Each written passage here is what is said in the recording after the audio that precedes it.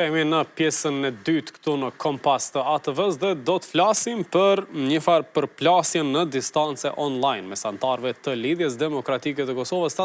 Tashmë është bërë një farë zakoni pas proceseve zgjedhore të plasin pakënaqësitë në rrjetet sociale që i kanë kandidatët ose anëtarët e Lidhjes Demokratike me rezultatin zgjedhor. Diçka e tillë ka ndodhur edhe tash kur disa akter po e gjykojnë partinë për rezultatin që konsiderojnë të dobët si subjekti tretë i dalë në zgjedhjet e 7 qershorit dhe ata që e mbrojnë leadershipin aktual. Avdullah Hoti ka shkruar në Facebook duke kërkuar që LDK-ja të rikthej ndoshta formën e mëparshme, eksperimente me LDK-n dhe me të ardhmen e saj nuk do të ketë. Shkruan kështu Avdullah Hoti, rezultati ka dhënë një mesazh të qartë.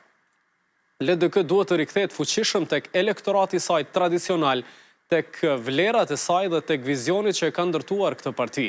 Duhet të luftojmë çdo mentalitet që dobëson aleancat tona historike dhe cenon rrugën euroatlantike të Kosovës. LDK nuk është pronë askujt dhe nuk mund të jetë pengë interesave personale. LDK është më e madhe se secili individ, është një mision politik e historik.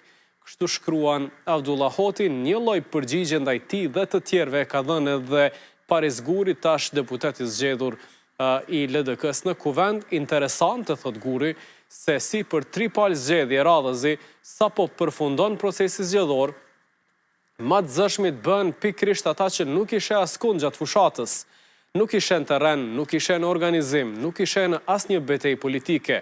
Përkundrazi, i dëgjojën në përçoshe, duke folur me më shumë pesimizëm për LDK-n se sa vetë kundërshtarët tanë. Kontributi i tyre, shkruan Guri, në rastin më të mirë ishte 0, por ambicia për dhënë leksione pas rezultatit është gjithmonë maksimale.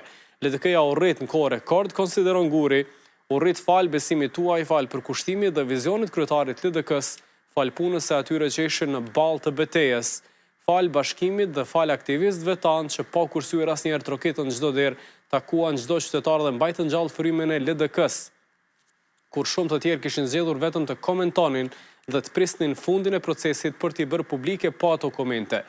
LDK është dashni, është e atyre që nuk u ndalën asnjëherë së punuari për ngritjen e saj, shkruan kështu Guri. Pastaj Agim Veliu ish deputet nga ky subjekt dhe ai që nuk e pranoi bashkimin ndoshta me pjesën tjetër të listës zgjedhore përkundër ftesës dhe inkuadrimit të tij në listën e LDK-s për 7 qershor nga dega e LDK-s në Podujev, tash shkruan se rezultati i zgjedhjeve të 7 qershorit përfundimisht nuk mund të maskohet me interpretime kreative apo të paraqitet si sukses. Qytetarët folën qartë sipas Veliut, ndërsa LDK-ja mbeti e betonuar në vendin e tretë, larg pritjeve që vetë leadershipi i krijoi gjatë fushatës zgjedhore edhe para saj. Për dështimin e radhës, përgjegjësia politike bie para së gjithash mbi Lumir Abdigjikun dhe Vjosa Osmanin, të cilët ishin arkitektët kryesor të këtij projekti politik i nisur në fillim me hile. Prandaj, kur kërkohen meritat për çdo sukses, duhet të merret edhe përgjegjësia për dështimet. U shpërfillën paralajmërimet e veprimtarëve, aktivistëve e figurave të shumta të LDK-s për centralizim të partisë, marginalizim të mendrimit ndryshe, largimin nga baza elektorale dhe së fundmi për zgjedhjen e kandidatëve sipas shijes dhe interesave personale e grupore. Rezultati zgjedhor sipas Veliut dëshmoi se ato shqetësime nuk ishin të pabaza. Leadershipi aktual duhet ta pranojë dështimin e projektit tyre për transformim dhe përvetësim të partisë, sepse e morën përgjigjen nga elektorati.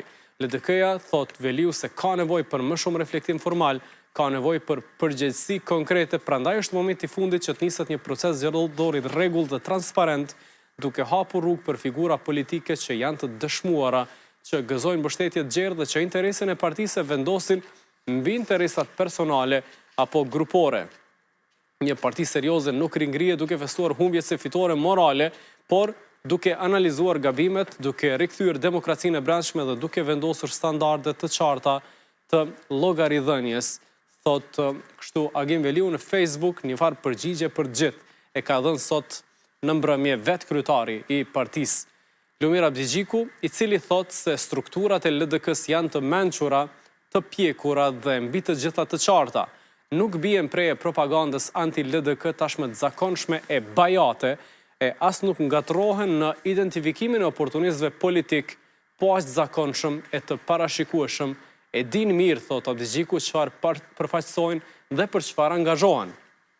Mbi të gjitha shtonaj nuk lejojnë që mundi e puna e tyre e përditshme të shpërdorohen e rezultatet u injorohen, janë falendërues e kur ke njerëz të tillë para vetes është e lehtë të përfaqësosh me dinjitet e respekt.